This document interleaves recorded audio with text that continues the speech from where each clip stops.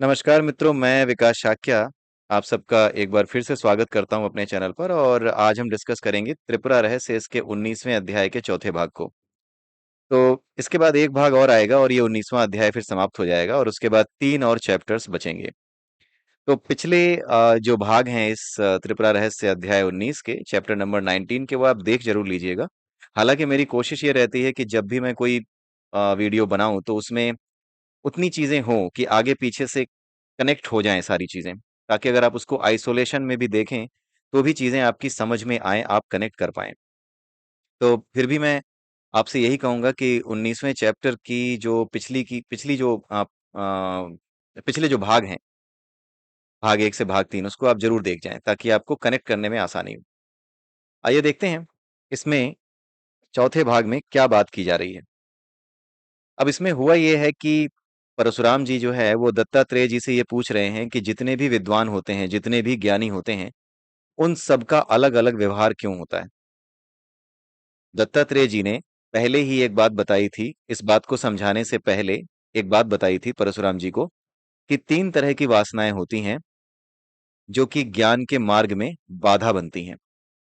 एक है अपराध वासना, जिसमें मनुष्य क्या करता है कि शास्त्रों की बातों पर, अपने पुराणों और जो भी स्क्रिप्चर्स हैं, वेद हैं, जितने भी हमारे जो शास्त्र हैं, उन पर विश्वास नहीं करता, उनमें लिखी हुई बातों पर विश्वास नहीं करता। उसे समझ नहीं आती तो वो कहता है कि ये बेकार हैं। उसकी अलंकारिक भाषा उसके पल्ले नहीं पड़ती तो उसे लगता है कि ये सारी बातें पता नहीं कैसे मनगढ़ंत और अजीब तरीके से लिखी हुई हैं, कुछ ऐसी बातें हो रही हैं जो कि असंभव सी दिखती हैं, लेकिन असल में वो एक मेटाफरिक लैंग्वेज होती है। जैसे कभी-कभी कहते हैं ना कि महाराणा प्रताप का घोड़ा हवा से बातें करता था। What does this mean? क्या इसका मतलब ये है कि वो हवा से हाय हेलो करता था? अब कोई बोले कि यार मैंने तो किसी घोड़े को हाय हेलो करते नहीं देखा, तो उसकी बुद्धि को प्रणाम है। ये जितने भी स्क्रिप्चर्स हैं ये मेटाफरिक लैंग्वेज में लिखे जाते हैं। कारण उसका अलग है कि क्यों लिखे जाते हैं इस तरह से मेटाफरिक लैंग्वेज में। इस कारण को गायत्री महाविज्ञान में जो पंडित श्री राम शर्मा आचार्य हैं, उन्होंने भी बड़े अच्छे से समझाने की कोशिश की है और काफी हद तक वो समझाने में सफल भी रहे हैं। तो उसमें आप जाकर देख सकते हैं कि क्यों अलंकारिक भाषा इस्तेमाल की जाती है, वहां पर इस बात को बताया गया है। मेटाफरिक लैंग्वेज क्यों इस्तेमाल की जाती है। तो यहाँ पर 3 तरह की वासनाओं के विषय में बताया गया था। अपराध वासना, जिसके बारे में अभी हमने डिस्कस किया। उसके बाद दूसरी वासना होती है कर्म वासना। हम जिस तरह के कर्म लगातार करते चले आते हैं अपने जीवन में, उन कर्मों का हमारे चरित्र पर प्रभाव पड़ता है। हम जिस तरह के काम करते हैं ना, उसी तरह का चरित्र हमारा बन जाता है। कोई अगर टीचर है, स्कूल में लगातार बच्चों को पढ़ाते पढ़ाते, उन्हें कंट्रोल करते करते, उनके साथ बातें करते करते, उनके साथ धैर्य पूर्वक व्यवहार करते करते, राइट, या फिर बच्चों को अगर बहुत टाइट रखता है वो टीचर, तो उस तरह का व्यवहार रखते रखते वही व्यवहार उसके चरित्र में उतर जाता है। जिस तरह के कर्म आप करते हो, जिस जो भी आपका कर्म क्षेत्र है, जो भी आप कर्म करते हो, उसके अनुसार आपके चरित्र की बनावट बन जाती है। और उसी के अनुसार आप अपने घर पर भी, अपने आसपास के माहौल में भी लोगों से व्यवहार करना शुरू कर देते हो। वो आपके चरित्र में आ जाता है। ठीक है। तो इस तरीके से चीजें चलती हैं कर्म वासना के अंतर्गत।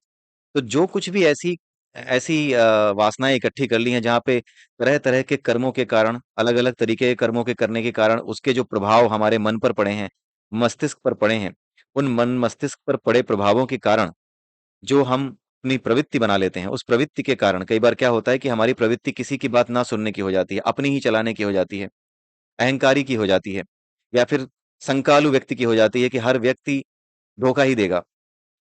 किसी भी काम को करते समय, किसी भी बात को सुनते समय शंका रहेगी कि हाँ, ये व्यक्ति अगर ये बात कह रहा है तो ज़रूर इसका कुछ लाभ होगा, क्योंकि हमने हो सकता है ऐसे लोग ही देखे हों जिन्होंने या फिर अधिकतर लोग ऐसे देखा हों जिन्होंने अपने स्वार्थ के लिए हमारा नुकसान कर दिया हो। ठीक है?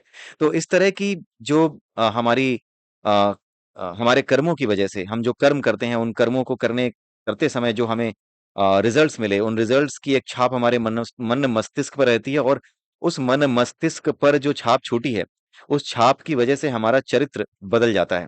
हमारे चरित्र में एक परिवर्तन आ जाता है। कई बार ये परिवर्तन इस तरीके का होता है कि हम अपने आप को कॉन्संट्रेट नहीं कर पाते किसी बात को सुनने में, समझने में। तो उस केस में क्या होता है कि अगर कोई हमें कोई बात समझा भी रहा है, बता भी रहा है, तो हम उस पे इतना कॉन्संट्रेशन नहीं रख पाते, इतना विचार उस पे नहीं कर पाते कि उसकी गहराई तक जा पाएँ। तो ये भी क्या करता है, ये भी ज्ञान को ग्रहण करने में, अपने आप को खोजने में या अपने आप को एनालाइज़ करने में अपने भीतर जाकर के देखने में ये बातें क्या करती हैं, बाधा पहुंचाने लगती हैं, तो उसे भी ज्ञान नहीं होता ऐसे व्यक्ति को। तीसरी होती है काम वासना। काम वासना का मतलब होता है कि ये काम मेरा है, ये काम मुझे करना है, ये जिम्मेदारी मेरी है, ये कर्तव्य है मेरे, ये मुझे नहीं करना चाहिए, ये मुझे करना चाहिए, ये काम मेरे हिस्से का है तो ये काम उसके हिस्से का है। तो जहां पर द्वैत है कि क्या करना चाहिए और क्या नहीं करना चाहिए, वहां पर काम वासना कही जाती है। ठीक है। तो ये जो काम वासना होती है, इसमें होता क्या है कि हम किसी भी काम को अपना समझने लगते हैं, उस पर अपना अधिकार जताने लगते हैं। ठीक है। इच्छाएं जो हमारी होती हैं, वो इच्छाएं, उन इच्छाओं, वो काम की वजह से ही वो इच्छाएं पैदा होती हैं। काम यानी इच्छा। ठीक है, हर तरह की इच्छा। काम वासना का मतलब केवल एक ही काम वासना नहीं होता, ये इच्छाओं से जुड़ी हुई है। तो जो इच्छाएं होती हैं हमारी, उन्हीं इच्छाओं से हमारी वासनाएं जुड़ी हुई होती हैं, उन्हीं इच्छाओं से हमारी कामनाएं जुड़ी हुई होती हैं। तो उन कामनाओं की वजह से क्या होता है कि हम जो है किसी न किसी चीज में उलझ जाते हैं, उसके साथ अपने उस रिजल्ट्स के साथ, उसके रिजल्ट्स के साथ अपनी भावनाएं जोड़ लेते हैं कि इसके फलस्वरूप जो सुख मिलेगा वो मेरा होना चाहिए और दुख नहीं आना चाहिए। दुख से द्वेष और सुख से प्रेम, सुख में राग, दुख से द्वेष, ये दो चीजें जहां पर आ जाती हैं, वहां पर ये काम वासना आ जाती है।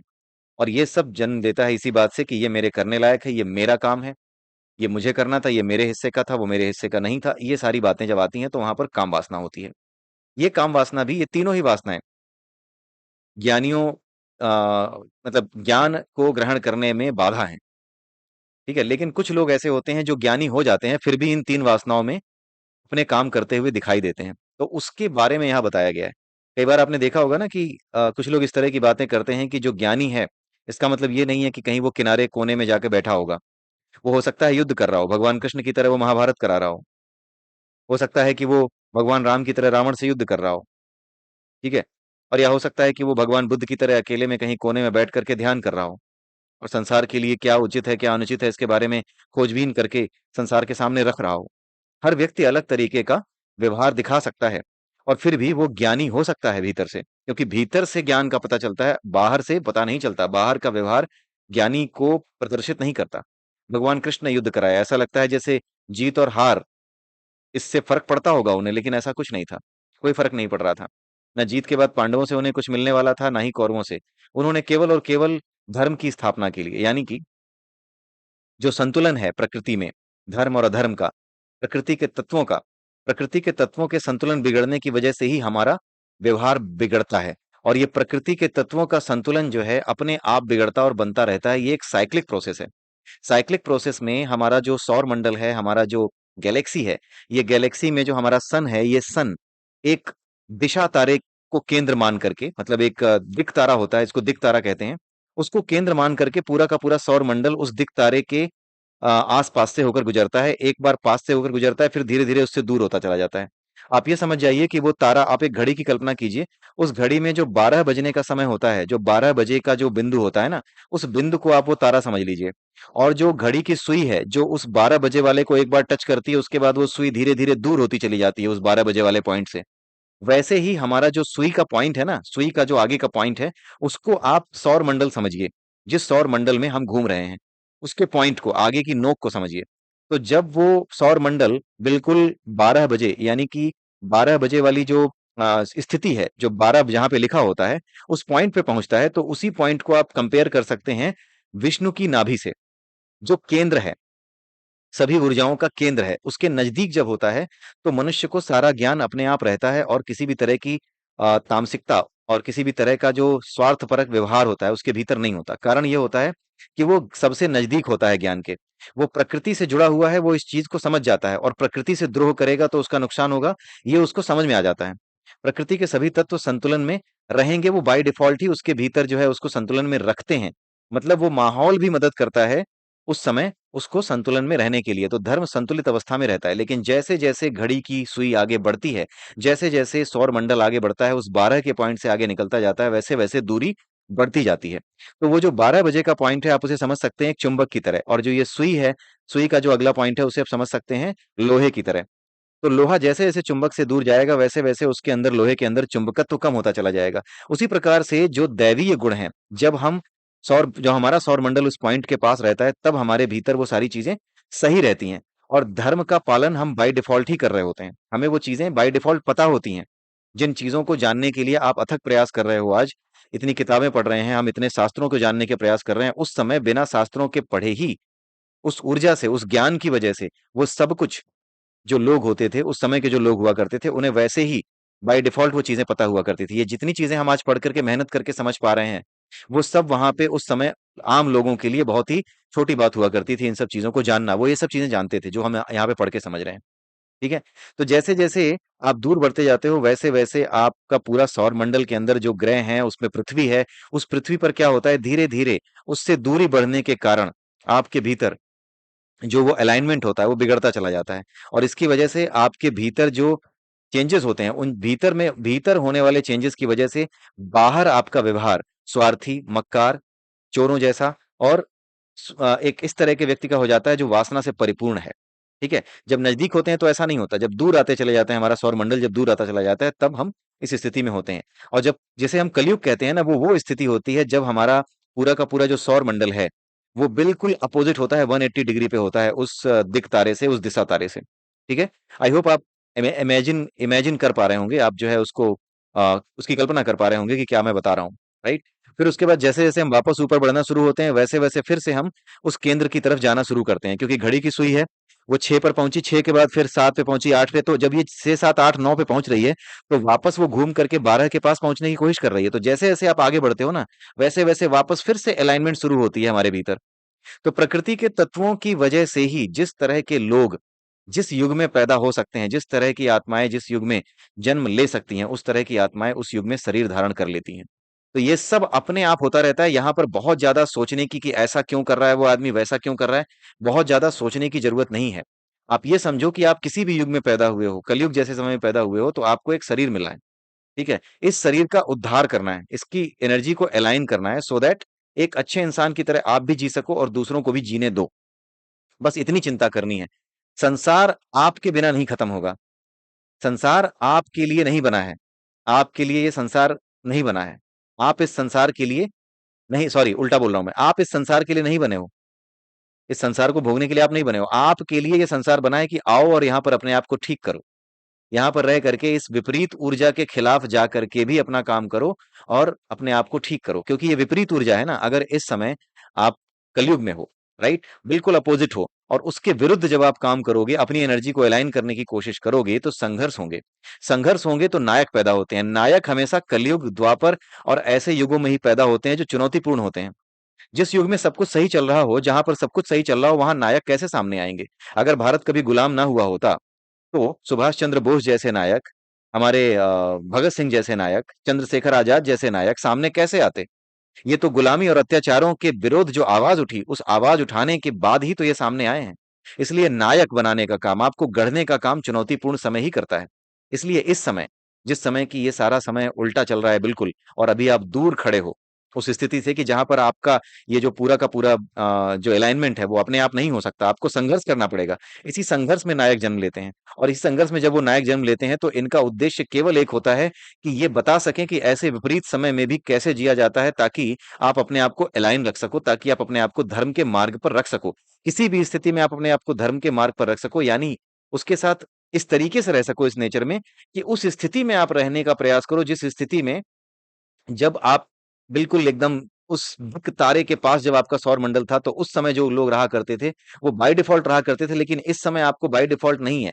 इस समय आपको खुद को इस लायक बनाना है कि आप उस नेचर को जी सको, चाहे कितने भी संघर्ष आए। तो उन संघर्षों के बीच कैसे जीना है, वो असली टेस्ट कलयुग में ही होता है। असली नायक कलयुग में, द्वापर में, त्रेता में और बुरे समय में ही पैदा होते हैं। ठीक है। उस समय ही पैदा होते हैं, जिस समय कठिन समय चल रहा होता है। ठीक है। तो ये जितने भी ज्ञानी होते हैं, इनकी बात यहाँ पर हो रही थी। और वापस आते हैं अपने टॉपिक पर। एक प्रसंगवश चीजों को समझाने के लिए मुझे एक मौका मिला था, तो मैंने उसे समझा दिया। और उसका संबंध ना होने के बावजूद भी वो समझने वाली चीज है, ताकि आप इन बातों को ठीक से समझ सको। आगे यहाँ पर बताया गया है कि परशुराम, तुम खुद देखो, दत्तात्रेय जी कह रहे हैं कि तुम खुद देखो, दुर्वासा, चंद्रमा और दत्तात्रेय, ये तीनों ही महर्षि अत्रि के पुत्र हैं। दत्तात्रेय अपने आप को खुद भी कह रहे हैं कि हम तीनों ही जो है अत्रि के पुत्र हैं। हम तीनों ही ज्ञानी हैं, पर हम तीनों की दशा में काफी अंतर है। ठीक है। दुर्वासा क्रोधी हैं, चंद्रमा कामी है, तथा मैं हर तरह की पहचान और परिवार का परित्यागी हूं। वशिष्ठ को देखो, वे कर्मकांडी हैं और सनकादिक सन्यासी हैं। नारद भक्ति में डूबे हैं। शुक्राचार्य असुरों के पक्ष में कविता लिखने में लगे रहते हैं। बृहस्पति देवताओं के पक्षधर हैं। व्यास वाग्मी, अक्षय वक्ता तथा कवि हैं, तथा शास्त्र निर्माण निर्माण में संलग्न रहते हैं। जनक जी को देखा, वे राजा हैं। भरत राज त्यागी हैं। इसी तरह अलग अलग हालत वाले अनेक ज्ञानियों को तुम देख सकते हो। परशुराम, इसका जो रहस्य है मैं खोल कर तुम्हें समझाता हूं, सुनो। ऊपर मैंने जो तीन तरह की वासनाएं बतलाई हैं, उनमें दूसरी कर्म वासनाएं, जिनका स्वरूप मूढ़ता ही है, सबसे बढ़कर है।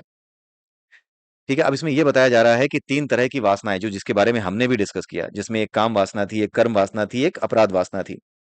ठीक है, तो ऊपर तीन तरह की, यानी पहले जो तीन तरह की वासनाएं मैंने बतलाई हैं, उनमें दूसरी कर्म वासनाएं, जिसका स्वरूप मूढ़ता ही है, सबसे बढ़कर है। यानी सबसे बड़ी समस्या जो है वो कर्म वासनाएं हैं, जिससे मूर्खता पैदा होती है। कर्म वासनाएं क्या है? कर्म वासनाएं आपके अपने अनुभव पर, जो आपने कर्म किए हैं, उन कर्मों के जो फल आपको मिले हैं, उन कर्मों के बाद जो आपको एक अनुभव मिला है, उस अनुभव से, आपके अच्छे बुरे अनुभवों से मिल करके जो आपका चरित्र बना है, या तो आप किसी पर विश्वास करने वाले हैं, या फिर आप इस तरह के हो गए हैं कि किसी भी आदमी पर विश्वास मत करो। कुछ लोग कहते हैं ना कि कुछ भी हो जाए, किसी भी आदमी पर आंख मूंद कर विश्वास मत करना। ठीक है, यहाँ तक कि जो बहुत नजदीकी है उसके साथ कई दिनों रहने के बावजूद भी, नहीं नहीं भाई, बाकी सब तो ठीक है, लेकिन सावधान हमेशा रहना किसी व्यक्ति से, क्योंकि मैंने देखा है धोखा हो जाता है। तो इस तरह से जो व्यक्ति शंका में रहता है, जो व्यक्ति इस तरीके से चीजों को सीख करके बैठा है, जिसने कर्म किए हैं और कर्म के बाद उसको जीवन में तरह तरह के अनुभव प्राप्त हुए हैं, वो अनुभव उसको इस जगह पे लाके खड़ा कर देते हैं कि कोई उसको समझाने लगता है तो उसके क्वेश्चन इसी तरीके के आते हैं कि क्या मैं ये कर सकता हूँ, क्या वो धोखा नहीं दे देगा, क्या वो ऐसा नहीं कर देगा, अगर मैंने ऐसा किया और उसने वैसा कर दिया फिर। ये सारी चीजें उसके दिमाग में आने लगती हैं। ये हमेशा जो है, किसी की बात को सुनने के बजाय, उस पर मनन करने के बजाय, पहले अपने डाउट को महत्व देता है। ये नहीं कि पहले पूरी बात सुन लें, ये पहले अपने डाउट को महत्व देता है, और आपकी बात पूरी होने से पहले अपने डाउट को सामने रख करके उसके जो बताया जा रहा है उसके स्कोप को ही खत्म कर देता है, कि उस कोई बात ही सुनी जाए, कोई बात सुनी भी जाए, उस स्कोप को ही खत्म कर देता है। तो ये मूर्खता होती है कि आप सुन नहीं रहे, आप अपने अनुभव को ही सबसे ऊपर रख रहे हैं। आप दूसरे के अनुभवों को या दूसरे के ज्ञान को कोई महत्व नहीं दे रहे, उसकी बातों को कोई महत्व नहीं दे रहे। ठीक है, तो ये होती है कर्म वासना, जिसकी वजह से मूर्खता आती है, और ये मूर्खता सबसे बढ़कर है। जिसके मन में थोड़ी सी भी मूर्खता नहीं है, वे ही मेधावी हैं। उनमें अपराध वासना थोड़ी भी नहीं होती। जिनके मन में थोड़ी भी मूर्खता नहीं है, वे ही मेधावी हैं। यानी जिसके मन में जरा सी भी मूर्खता नहीं है, किस प्रकार की? इस प्रकार की मूर्खता जिसके बारे में हमने बात की, कर्म वासनाओं से जुड़ी हुई मूर्खता, वे ही मेधावी हैं, यानी वही चीजों को समझ सकते हैं। उनमें अपराध वासना थोड़ी सी भी नहीं होती। भाई, जो आदमी अपने कर्मों से प्राप्त होने वाले अनुभव, चाहे कितने भी बुरे रहे हों, उन अनुभवों को किनारे रख करके सुनने की क्षमता रखता है, नया कुछ जानने की क्षमता रखता है, दूसरे आयाम देखने की क्षमता रखता है, वो कभी किसी शास्त्र को पढ़ेगा या किसी भी ग्रंथ को पढ़ेगा तो क्या उसके मन में किसी भी तरह का डाउट आएगा? डाउट तो आएगा, लेकिन वो उस पर विश्वास रखेगा कि कहीं ना कहीं इसमें उत्तर मिलेगा, मुझे इसको समझना होगा, इसका उत्तर जानना होगा, तो वो प्रयास करेगा उत्तर जानने के। तो अपराध वासना उसके अंदर नहीं होगी, क्योंकि अपराध वासना क्या होती है? शास्त्रों के विरुद्ध, या फिर उनमें विश्वास ना रखना, या उनके विरुद्ध चले जाना, बिना पूरी तरह से उनको पढ़े या बिना पूरी तरह से जाने अपनी तरफ से डिक्लेयर कर देना कि यार इसमें तो पता नहीं क्या लिखा है, बल्कि उसको समझने की कोशिश ही ना करना। इस तरह की चीजें जब होती हैं तो वो अपराध वासना होती हैं। लेकिन ये अपराध वासना उस आदमी में हो सकती है क्या, जो अपने अनुभव को ही हमेशा महत्व देता हो, जो अपने महत्व को ही जो अपने ही अनुभव को सबसे ऊपर रखता हो, कि नहीं, जो मैंने समझा है वही बहुत बड़ी चीज है, बाकी सब कुछ बेकार है। मेरा डाउट, मेरी चीज जो है वो दूसरों की बातों को काट सकता है, इसलिए मेरा विचार ही सबसे सही है, इसलिए इस बारे में आगे बढ़ा नहीं जा सकता। ऐसा आदमी कभी आगे नहीं बढ़ता। ऐसा आदमी एक जगह अटका रहता है, क्योंकि इसको लगता है कि इसमें खतरा होगा। ऐसा आदमी, रिस्क टेकिंग एबिलिटी नहीं होती इसके अंदर, इसके अंदर रिस्क टेकिंग एबिलिटी होती ही नहीं है। ठीक है, और जिस आदमी में ये हो कि भाई नहीं, मैंने जो अनुभव किए हैं वो अपनी जगह ठीक है, लेकिन जो दूसरा आदमी अपने डायमेंशंस बता रहा है अपने अनुभवों के, उसको भी सुनना चाहिए। तो ऐसा व्यक्ति जो दूसरों की सुन सकता है, दूसरों के विचारों को महत्व देता है, क्या वो शास्त्रों के बातों को समझने के बजाय क्या वो ये कह देगा कि ये सब फालतू है? वो समझने का प्रयास करेगा, वो जानने का प्रयास करेगा कि आखिर इसमें लिखा क्या है, इसमें समझाया क्या गया है। ठीक है, तो इससे क्या होगा कि उसमें अपराध वासना थोड़ी भी नहीं रहेगी। ऐसी स्थिति में अभ्यास से यदि उनकी काम वासना बिल्कुल निवृत्त ना भी हो, तो भी यह ज्ञान में रुकावट डालने वाली नहीं रहती। ठीक है, ऐसी स्थिति में अगर ऐसा कोई व्यक्ति है, ठीक है, जिसके अंदर कर्म वासनाएं नहीं है, तो अभ्यास के माध्यम से उसके अंदर अगर काम वासना अभी भी बाकी है कि ये मेरा है, ये उसका है, ये मुझे करना चाहिए, ये मुझे चाहिए। काम वासना क्या थी? ये मेरा करना, ये मेरा कर्तव्य है, ये मेरा कर्तव्य नहीं है। ये सारी चीजें काम वासना के अंतर्गत आती थी, ये हमने डिस्कस किया। तो जिसके अंदर काम वासना बिल्कुल गायब ना भी हुई हो, लेकिन फिर भी अगर कर्म वासना गायब हो गई हो, यानी उसके भीतर दूसरों को सुनने की, अपने विचारों को बिल्कुल किनारे रख करके, खाली हो करके सामने वाले को बिल्कुल सुनने की जो आदत है, जो एक अभ्यास है, अगर ये हो चुका है, तो काम वासना अगर पूरी तरह से नहीं भी गई है, तो भी उसके ज्ञान के रास्ते में ये सब चीजें रुकावट नहीं बनेंगी, यानी काम वासना रुकावट नहीं बनेगी। उसको ज्ञान हो जाएगा, ज्ञान में रुकावट नहीं डालेगी ये चीज। ठीक है। फिर उन्हें वैराग्य जैसे साधनों की विशेष जरूरत नहीं रहती, और ना बार बार मनन या समाधि की ही अपेक्षा रहती है। ठीक है। उन्हें बार बार अभ्यास, बार बार उन्हें वैराग्य जैसे साधन की भी जरूरत नहीं रहती, क्योंकि वो श्रद्धावान है, वो चीजों को समझने का प्रयास कर रहे हैं, वो उसमें जा रहे हैं, वो उसको सुन रहे हैं, सुनने की आदत वाले हैं, श्रवण करने की आदत वाले हैं। तो उन्हें वैराग्य जैसे साधनों की जरूरत नहीं रहेगी, और न बार बार मनन या समाधि की ही अपेक्षा रहती है। एक बार सुन लेने पर ही उसी समय उनका कुछ अनुचिंतन और निधिध्यासन भी हो जाता है, और वे असंदिग्ध रूप से उस परम पद को जान लेते हैं तथा जनकादि जैसे जीवन मुक्त हो जाते हैं। आई होप कि ये बहुत क्लियर है, इसमें समझाने की कोई चीज नहीं है। जो सुन सकता है, मेन चीज यहां पर जो बताई गई है वो ये है कि सुनने की आदत वाला व्यक्ति होना चाहिए। ऐसा ना हो कि नहीं नहीं बीच में टोक दे, पूरी बात ना सुने, या फिर जब भी सामने वाला कुछ समझा रहा है तो दिमाग में उसके अपने अनुभव के अनुसार जो बातें आ रही हैं उन्हीं को उठा के रख दे, या फिर सुन रहा है लेकिन सुनते समय दिमाग में उसका जो है विचार आया, उस विचार को महत्व दे दे और उसके साथ खेलने लगे, उलझने लगे कि यार ये तो ये बोल रहे हैं, मैं तो ये जानता हूं। मतलब बिल्कुल खाली होकर के सुनना जिसको आता है उसकी बात यहाँ हो रही है, कि वो जरा से एफर्ट से भी जान जाएगा। लेकिन बिल्कुल खाली होकर के, मतलब जो कुछ भी तुम जानते हो उस जानी हुई चीज को किनारे रख पाने की क्षमता अगर तुम में नहीं है, तो तुम्हारे साथ ये नहीं होगा। लेकिन जो कुछ तुम जानते हो, जो ज्ञान तुम्हारे पास है, उसको एक बार के लिए, जो कुछ भी जानते हो उसको एक बार के लिए बस किनारे रख के, जो भी जो तुम्हारा लॉजिक है, जो भी तुम्हारा तर्क है, जो भी तुम्हारे दिमाग में बनता है तुम्हारे अनुभव के आधार पर, उस तर्क को भी थोड़े समय के लिए किनारे रख करके, प्रश्न पूछे बिना सामने वाले को केवल सुनो, और सुनने के बाद फिर प्रश्न करो, तब जाकर के चीजें सही होती हैं। लेकिन होता क्या है, लोग ऐसे होते हैं कि बीच में ही बोल पड़ते हैं, या फिर अगर नहीं भी बोलते तो अपने मन में ही, अपने विचारों के साथ, अपने अनुभव से जनित विचारों के साथ वो बातचीत करने लगते हैं। जब वो बातचीत करने लगते हैं तो दिक्कत हो जाती है, फिर वो नहीं समझ पाते, फिर आधी बात समझ में आती है। तभी तो क्लास में कुछ अच्छे टीचर जो होते हैं वो ये कहते हैं कि मेरी बात केवल सुनो, लिखने मत लगना। कलम तब तक नहीं उठाओगे जब तक कि मैं समझा ना दूं इस बात को, और जब तक मैं ये ना कह दूं कि अब लिखो। टीचर क्यों कहते हैं ऐसे? इसीलिए कहते हैं क्योंकि सब कुछ किनारे रख करके ध्यान से सुनना बहुत जरूरी है। तो एक बार अगर कोई ध्यान से सुनने का आदी हो जाता है तो किसी भी तरह की विद्या को जान सकता है, कहने का मतलब ये है। ठीक है। अपनी साफ और बारीक बुद्धि के कारण उन्होंने काम प्रवृत्त वासनाओं को उनके विरुद्ध अभ्यास करके उन्हें कमजोर नहीं बनाया है। आगे क्या बताया गया है कि उनकी बुद्धि बड़ी बारीक है, वो समझदार हैं, वो ज्ञान को समझ चुके हैं, लेकिन उन्होंने ज्ञान को समझने के साथ साथ दूसरा काम जो करना था, कि अपनी वासनाओं को कंट्रोल किया जाए, उन्हें कमजोर बनाया जाए। कमजोर बनाने के लिए जो ध्यान के अभ्यास हैं, योग के अभ्यास हैं, या जो भी अभ्यास बताए गए हों, वो अभ्यास वो करते ही नहीं थे। बिना अभ्यास किए, उन अभ्यासों को किए बिना, यानी अपनी वासनाओं को कमजोर बनाए बिना, उन्होंने ज्ञान को प्राप्त कर लिया है। अगर उन्होंने अपनी वासनाओं को कमजोर बनाए बिना उस ज्ञान को समझ लिया है, उस परम पद को जान लिया है, तो आगे क्या होता है, ये बहुत इंपॉर्टेंट चीज बता रहे हैं दत्तात्रेय जी। ये यहां पर उस कंफ्यूजन को दूर कर रहे हैं जिसमें आदमी को अपराध बोध होता है कि यार मुझे इतनी चीजें पता हो गई हैं, या गुरु का आशीर्वाद भी मिल गया है, फिर भी मेरे भीतर कुछ चीजें अभी भी आ जाती हैं, गुस्सा आ जाता है मेरे को, किसी चीज की इच्छा जागृत हो जाती है कभी कभी अच्छा खाने का, या मेरी जीभ जो है लपलपाने लगती है कुछ अच्छा खाने के लिए। तो ज्यादा चिंता करने की जरूरत नहीं है।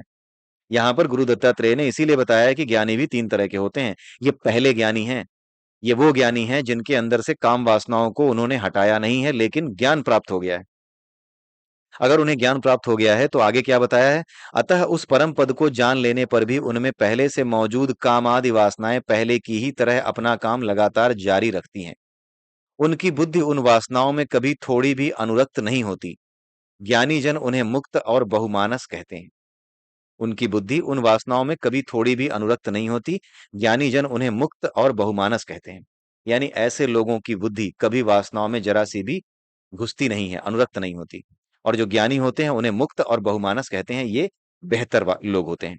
हे परशुराम, जिस आदमी का मन काम वासना की वजह से बहुत अधिक मूढ़ हो जाता है, उसे यदि साक्षात शंकर भी उपदेश दे दें, तो फिर भी उसे ज्ञान नहीं हो सकता है। इसी तरह जिसकी अपराध वासना काफी मजबूत हो चुकी है, उसे ज्ञान नहीं होता। अब वापस यहाँ पर एक समराइज कर रहे हैं और ये बता रहे हैं कि जिन लोगों की काम वासना है तो सही, जिन लोगों को काम वासना है तो सही लेकिन ज्ञान हो गया है, तो उनकी काम वासना चलती रहेगी लेकिन ज्ञान गायब नहीं होता, ज्ञान उनके पास रहता है।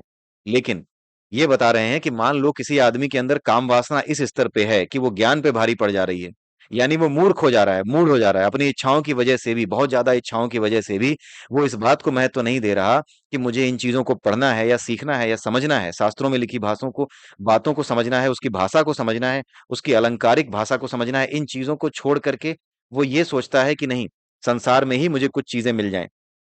यानी वो ये सोचता है कि जो काम वासनाएं हैं, वो ही जीना मुख्य जीवन है, और अगर मैं शास्त्रों को पढ़ रहा हूं तो उसका उद्देश्य यही होना चाहिए, या ज्ञान ले रहा हूं तो उसका उद्देश्य यही होना चाहिए कि मेरी इच्छाएं पूरी हो जाएं। अगर इस तरह का कोई व्यक्ति है तो वो मूर्ख है, उसको ही मूर्ख कहा गया है। कोई ऐसा व्यक्ति जिसके भीतर काम वासना ऐसी हो कि मेरा ये काम है, मेरा वो काम है, और मेरी मेरी ये चीजें पूरी होनी चाहिए, और आध्यात्म के रास्ते मैं शक्तिशाली हो सकता हूँ, अपनी इच्छाओं की पूरी पूर्ति कर सकता हूँ, इस तरह की जो बातें उसके दिमाग में अगर बैठ गई हैं, ठीक है, अगर इस तरह के विचार उसके भीतर बन गए हैं, तो ऐसा व्यक्ति काम वासना की वजह से बहुत अधिक मूर्ख हो जाता है, मूढ़ हो जाता है। यदि उसे साक्षात शंकर भी उपदेश दें तो फिर उसे ज्ञान नहीं हो सकता। मूर्ख क्यों हो जाता है? क्योंकि वो ध्यान उसका हमेशा वहां रहेगा। फिर वो विश्लेषण संसार का करेगा, फिर वो जो चीजें पढ़ रहा है, शास्त्रों के माध्यम से, गुरु के माध्यम से जिन चीजों को समझ रहा है, उसका विश्लेषण थोड़ी करेगा, वो तो संसार के विश्लेषण में ही लगा रहेगा, तो फिर वो मूर्ख हो जाएगा। तो जो मूर्ख हो जाता है फिर वो उसी स्थिति में आ जाता है जहां पर कि वो शास्त्रों में लिखी बातों को समझने का प्रयास नहीं कर रहा। एक तो अपराध वासना वो होती है जहां पे विश्वास ही नहीं है शास्त्रों पे, लेकिन एक ये अपराध वासना होती है कि विश्वास तो है, लेकिन इतना ज्यादा काम में उलझा हुआ है, इतना ज्यादा अपने कर्तव्य अकर्तव्य में, या मेरा है ये तेरा है, इन चीजों में उलझा हुआ है। उसके साथ जब ये होता है तो वो क्या करता है, उसके साथ जब ये होता है तो उसके साथ समस्या ये हो जाती है कि उसके भीतर भी अपराध वासना मजबूत हो जाती है। किस रूप में? इस रूप में कि वो संसार में उलझे होने की वजह से वो इन चीजों पर ज्यादा ध्यान नहीं दे पाता, इसका विश्लेषण सही से नहीं कर पाता, और उसे भी ज्ञान नहीं होता। ठीक है। आगे बताया गया है, परशुराम, जिसमें अपराध और कर्म वासनाएं कम हैं किंतु काम वासना ज्यादा है, उसे बड़ी कठिनाई से ज्ञान तो मिल जाता है, परंतु इसके लिए बहुत दिनों तक उसे श्रवण मनन और समाधि का लगातार अभ्यास करना पड़ता है। दोस्तों, हम सारे लोग इसी कैटेगरी में, ज्यादातर लोग इसी में आते हैं। जो बताया गया ना, हे परशुराम, जिसमें अपराध और कर्म वासनाएं कम हैं किंतु काम वासना ज्यादा है, उसे बड़ी कठिनाई से ज्ञान तो मिल जाता है, किंतु उसके लिए बहुत दिनों तक उसे श्रवण मनन और समाधि का लगातार अभ्यास करना पड़ता है। इसका मतलब यह है कि अगर आपके अंदर काम वासना है, फिर भी अगर आपको ज्ञान हो गया है, ज्ञानी हो गए हो, उसके बावजूद भी आप लगातार काम वासना को फ्रीली जी नहीं सकते। आपको अभ्यास के द्वारा उस काम वासना को पीछे हमेशा धकेले रहना पड़ेगा। इसके लिए आपको श्रवण मनन समाधि का लगातार अभ्यास करना पड़ेगा।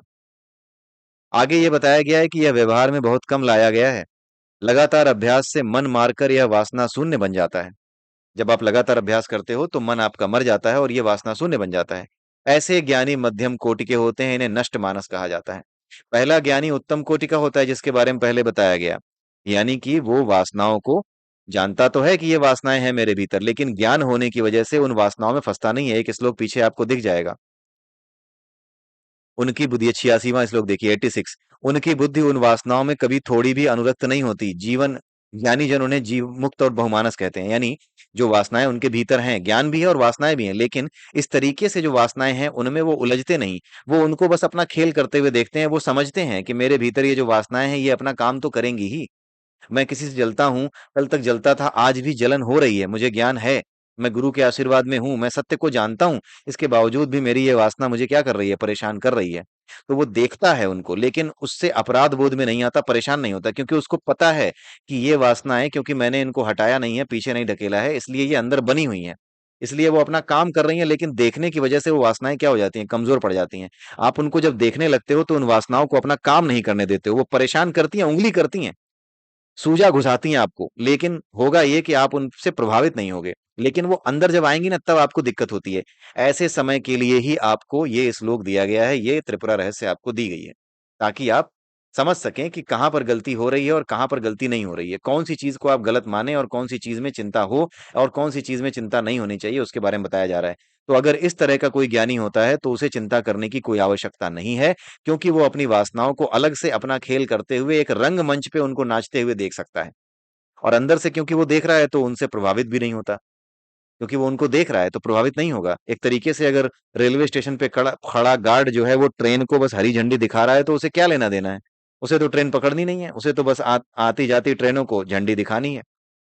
तो वो जाने देता है। उसी तरीके से अपने भीतर बैठी वासनाओं को वो आते जाते देखता है। ये उत्तम कोटि का ज्ञानी होता है। मध्यम कोटि का क्या होता है?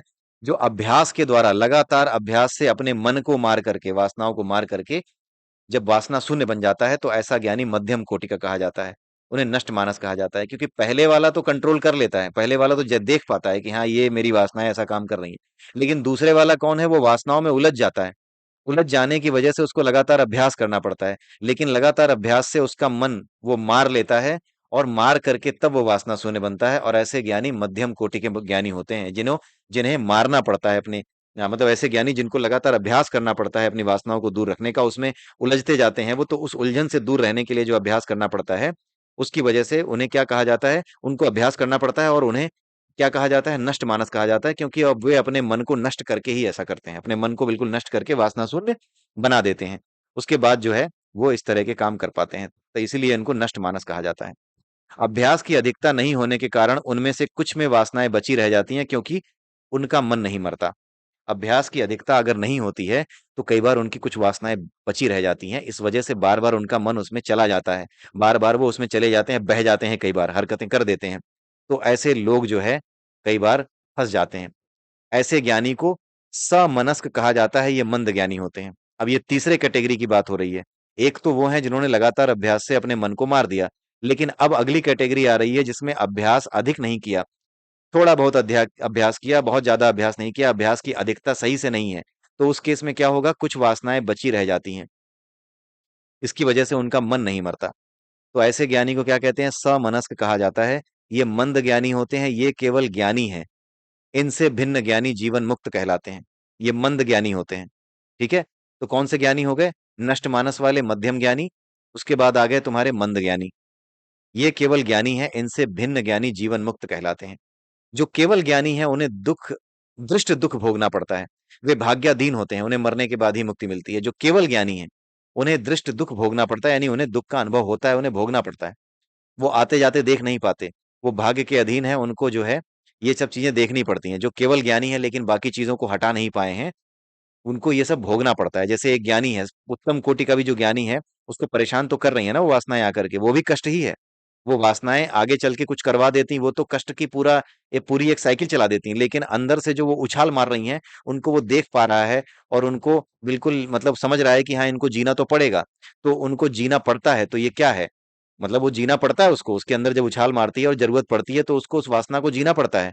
लेकिन वो ज्ञानी है, इसलिए उस वासना के जीने के फलस्वरूप जो सुख या दुख उत्पन्न होते हैं, उन सुख या दुख से अपने आप को नहीं बांधता। ठीक है? थोड़ा कठिन है ये चैप्टर, लेकिन हाँ ये बहुत बड़ी जो है इंपॉर्टेंट चीज बताते हैं।